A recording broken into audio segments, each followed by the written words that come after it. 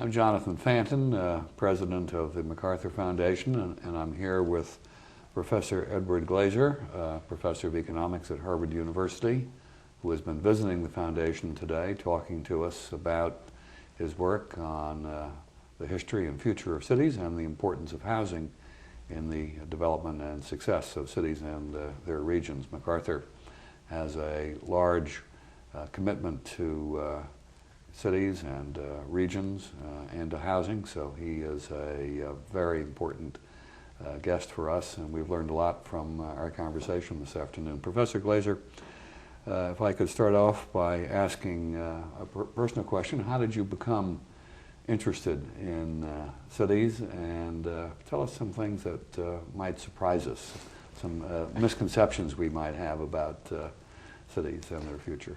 I grew up in Manhattan, and as in the 70s, and as such was incredibly fascinated by both the amazing things that happen in cities, the amazing diversity, the production of new ideas, the variety of human experiences in those cities, and also the great tragedy of much of urban life, the concentration of poverty, the great degree of urban inequality. But certainly as a child I fell in love with New York, and I think I've spent the rest of my life trying to understand what I saw around me.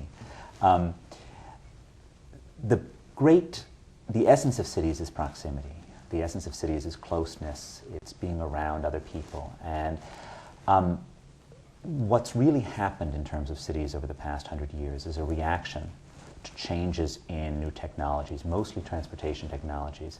So whereas the sort of great cities of the end of the 19th century, like Chicago, we're sitting in the middle of, formed basically because of the advantages of water and rail and moving goods, the great advantages of rail yards to the shipment of pork and beef eastward. Over the 20th century, those transportation cost-based reasons for urban existence disappeared. The real cost of moving goods over space moved from being a driving factor to being a trivial consideration. At the same time, the car came along and totally changed the way that people wanted to live, because cars are so much faster for the modal person in a low-density area than public transportation was. And as such, cities reacted to it. American history is one of constant urban change, of some cities growing and other cities declining. And that is very much the story of the 20th century, particularly of the decline of older Midwestern and Northeastern cities throughout much of the 20th century as warm car-based living in the Sun Belt came to dominate. But the thing that's a mistake is to think that there is complete homogeneity within either of these regions. Perhaps the world of 1975 looked as if all the cold cities were in trouble: Chicago, New York, Boston, Detroit, Cleveland. The world of 2007 doesn't look like that anymore. And there are some cities that have done remarkably well and other cities that have not managed to reinvent themselves. On a statistical level, the most important variable that explains which colder cities have done well and which colder cities have done poorly is the human capital of the population. Measures like the share of the population with college degrees in 1960, for example, do quite well at explaining which cities have succeeded in the post-1980 period. On a richer level, the success of high human capital cities is pointing to a major function of urban areas that they've always had, which is to connect people and their idea creation. Ideas flow more easily over hallways and streets than they do over oceans and continents. And the dense urban areas have a comparative advantage at connecting people and speeding the flow of innovation. The density that once served to get the pigs into the rail yards or to get the hogsheads onto the boats in New York Harbor now serves to connect smart people and to enable them to innovate. And in fact, if you just think about sort of New York, what's happened in New York over the past 30 years is it has been a reinvention very much driven by one idea-based industry, financial services, that has had a remarkable cascade of innovation, where ideas about processing risk then led towards the profusion of riskier assets that then led to mergers and acquisitions activity that used those assets. And it's the sort of same virtuous cycle of innovation that made Renaissance art in Florence happen. Talk to us a little bit about the importance of housing in predicting which cities prosper and which don't. And if you would, comment a bit on public policies that are helpful to housing and public policies which might be misguided. The story of 1975 looked as if the Sun Belt was all booming and the Frost Belt was all declining. And one of the big things that's happened over the past 30 years is the fact that the Frost Belt had winners and losers based on skills. The other thing, though, that's striking is the diversity within the Sun Belt. Whereas in 1975, gosh, it just looked like all of these areas with great climates were doing well. There's been an increasing divergence between areas that have increasing incomes, increasing housing prices, but very modest increases in the number of people or homes, with the areas that are burgeoning in population and homes with very modest increases in prices and income.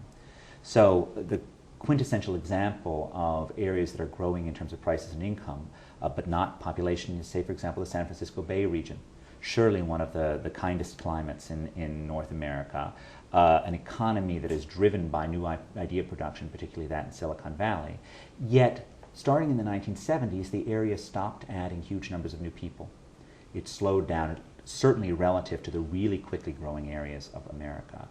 On the other hand, the 4 cities that have added the most people since 2000 are Atlanta, Phoenix, Dallas, and Houston, places that actually don't have particularly kind climates, places that don't have wages that suggest that the economies are overheating.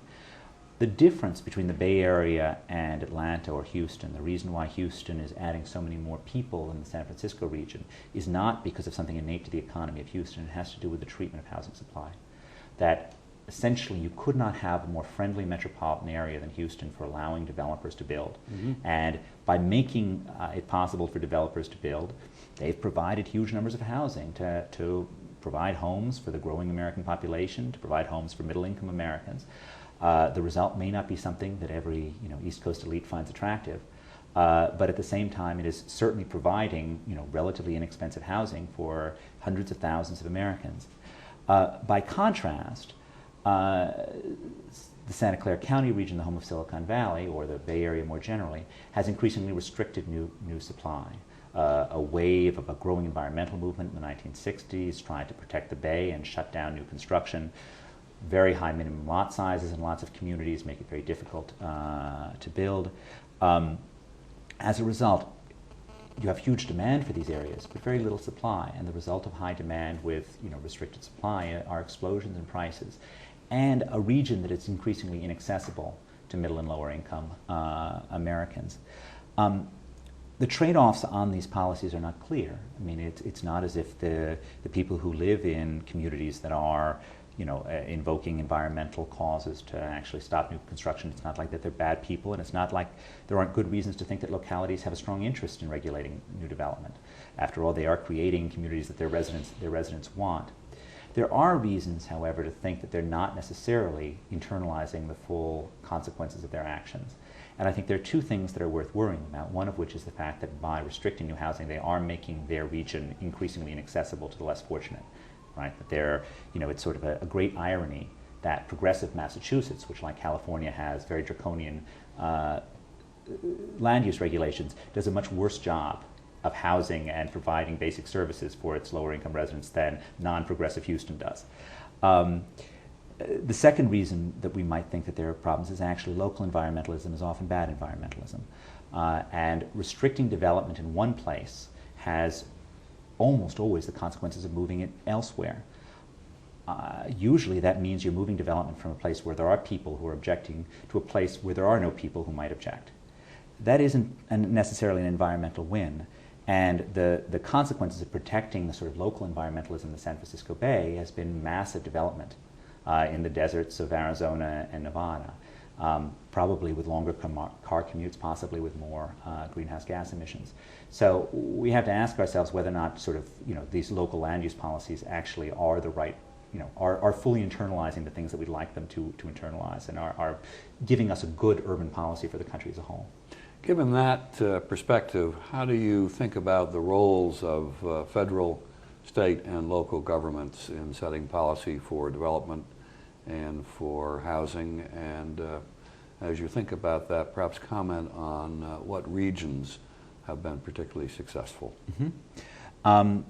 It's hard not to think in most cases that localities have the right information and the right incentives to actually do a good, at least first pass at thinking about development. In general, the larger the locality, we probably think that it's going to do a better job because it's going to have different people at the bargaining table. Because you don't just have local homeowners who are steadfastly opposed to development, you also have business owners who want to make sure that their workers can buy affordable housing. For that reason, I tend to think that cities like Chicago, which balance those interests, actually do a better job of getting development right than, say, suburban communities that really just have homeowners enclaves. But while I continue to think that localities are probably the right fundamental jurisdiction for making these decisions, there are, as I've suggested, good reasons to think that they're getting it wrong, both in terms of the price effects on the less well-off and in terms of environmental reasons. I think for this reason, there may not necessarily be a case for strong regional takeovers or straight takeovers of local zoning, but there are surely reasons why the state and possibly even the federal government wants to lean against the locality's natural inclination to stop development and wants to at least question whether or not the courts, for example, can be used to block, as the California Supreme Court was used, to block new development on environmental reasons. Right? If I'm correct, and much of this local environmentalism actually had adverse environmental consequences, then this large-scale state intervention was quite possibly something that was not to the good. So I think the right approach, the right eventual approach, is something that cobbles together continuing local control with state and perhaps federal leaning against their bad incentives to build too little.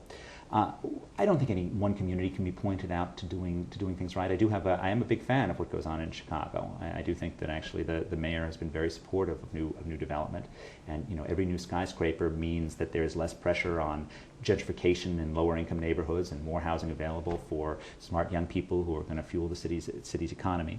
But no city is perfect. And certainly, it's not that you want to ignore local amenities and ignore having a beautiful neighborhood. You just want to balance the need for those aesthetics with the need to grow and the need to provide housing for a wider range of Americans.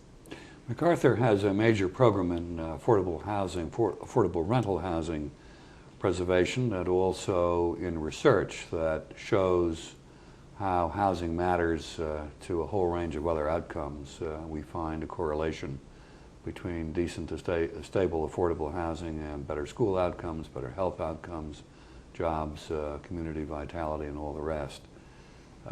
What's the right approach for increasing the housing supply for lower income working families, as well as those who need to be in public housing? Right. So I think there are probably three pillars to this. One of which is getting rid of the barriers to building higher end housing. Right. So even if you think the glass towers are not things that are necessarily going to house poor people, the presence of those units decreases the pressure on housing for poor people. So I think it's important to look at the overall housing stock, not just at the housing stock that is currently housing the poor, because it's all interrelated. The second pillar, which I think is important, are things like Section 8 vouchers, which are specifically dedicated towards making housing more affordable for the less fortunate. And the third pillar is exactly what you're discussing, which is targeted interventions to improve the quality of supply of housing for less fortunate people. I mean, while I have doubts about large-scale federal intervention to fund significant, community building projects, I have no doubt that people's quality of life is intimately related to the quality of their neighborhood and to the quality of the housing stock in their neighborhood. And I think it is entirely appropriate that both cities and major foundations take a major step in trying to understand and trying to make places better, trying to understand how places determine people's lives and how to improve places. And I think this often involves the physical infrastructure. I mean, the physical infrastructure matters. And it matters that it's safe, and it matters that it's attractive, and it matters that the space is defensible, and it matters. I mean, there are a whole list of interesting and important things. That means you do want to have this third pillar there as well. You don't just want to rely on giving guys some vouchers for buying homes, and you don't just want to rely on lifting the restraints on housing rich people. I think all three things are required for making healthy places that are good communities for the less fortunate. Over the past 20, 25 years, the federal government has subsidized through a variety of programs the construction of subsidized and therefore affordable rental housing. Some of those time limits on subsidies now are running out, and owners have an incentive to sell, but they are trapped by the exit tax. And when that happens, they tend to allow the properties to run down, or are forced to sell them at a very high price, and the properties become gentrified and no longer in the affordable range. What's your feeling about the exit tax and the move to repeal it? You know, I think these one lesson of these policies is just how difficult it is for the federal government to be in the supply business, right? Mm-hmm. I mean, it's a very thorny nest, and we're just trying to sort it out. I think it would be hard to say that there's a general right answer on this. I guess I prefer the model of foundations and local governments getting involved rather than the federal government engaging in a one-size-fits-all policy that eliminates the exit tax for everybody. But the idea that you're going to try and protect the communities that have grown up around these buildings, I think, is a very attractive one. Let me change from housing back to the general picture. And my question, let's take Detroit or Cleveland. Is it ever too late for a city that's been through decline, that didn't, like New York or San Francisco or the Silicon Valley, get connected to the knowledge industry? Is it possible for these older cities to recover? And if so, what advice would you give me if I were mayor of Detroit? The one thing is certain is that nothing is perfectly predictable, right? So there's it's by no means assured that Detroit won't figure out some way to reinvent itself. But it does face enormous challenges. And it's not obvious that you as mayor necessarily are going to be the critical actor who's going to solve those challenges. When you look at New York's reinvention or Boston's reinvention, for sure, better city government played a role, but the driving actors were by and large private sector actors, coupled with big improvements in policing, say, as well. But I've already alluded to the financial services turnaround in New York, which was clearly the central element in the economic turnaround of the city. Detroit is fascinating, right? Because 100 years ago, it looked exactly like Silicon Valley. It had a range of small operators who were innovating and building on each other, coming up with new ideas. But they had a couple of guys who had such great ideas that they basically came to entirely dominate and create a monoculture in the city. And those monocultures tend to be very bad for innovation. New ideas are formed by bringing together ideas from different backgrounds, and being concentrated in one industry has tended to be a bad thing for particular urban areas. Coupled with the fact that Detroit, one of its great virtues is that it provided employment for vast numbers of less skilled Americans. This means that the city is on the low end of the skill distribution, and as a result had trouble reinventing itself. So, where does this leave you as mayor of Detroit? There's some chance that you will reinvent yourself, but I think it's more important to focus on your people rather than your place. I think the fundamental job of city government is to take care of the people. City government and national government is to take care of the people in those cities. And for me, that means, in terms of mayor of Detroit, thinking about how to create as much opportunity for the people who are currently living within the city and for the children growing up and going to Detroit schools, whether or not that opportunity involves working in the Detroit metropolitan area or not. I think the important thing is that those kids have the best chance that they can possibly have in America, and diverting resources from trying to create safer streets and better schools to large will-o'-the-wisp infrastructure projects that are dreams of bringing back big-scale industry seems very foolish to me. Very foolish, and actually, while somewhat inhumane. The track record of most of these large-scale infrastructure projects is not very successful. And you can make a good argument that in fact what Detroit has too much of is infrastructure. What it has is too little demand for that infrastructure, but too many houses and too much infrastructure. And building more stuff does not sound like a sensible response. Far better to work on educating your people and giving them the best chances they have wherever they may choose to take those chances. Let me ask you a final question about your own current research. What topics or issues or questions have aroused your passion and are taking your attention these days? Well, I've just finished up an economic history of America's cities that has been a real labor of love for me, an opportunity to delve more into the real facts that lie behind the numbers of American cities. And I've been trying to tell a story about the incredible importance that cities have played to America's history, to its economy, to its growth, to its innovation, and to tell a story about the changing nature of cities, that cities have changed, both the move to the Sun Belt and the rise of idea-oriented cities. And I think if there are two lessons from this book, it is the enormous vitality of urban change and the fact that fundamentally that change is something that is not to be fought against, but it is to be worked with and even to be welcomed. That innovation and change in the urban arena does leave losers, and we do have an obligation to try and make the people who suffer better off.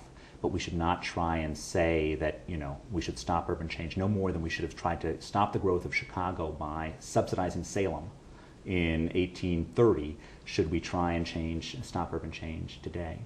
And I think the second major theme for local governments is the incredible mobility of people and firms, which means that it's always important for mayors and local officials to remember that they have a constant obligation to their people, otherwise they'll leave, and that they can't tax one group or ignore one group because people are always on the margin of leaving. But because I do love cities so much and because I find them so endlessly fascinating, this has been a wonderful project for me.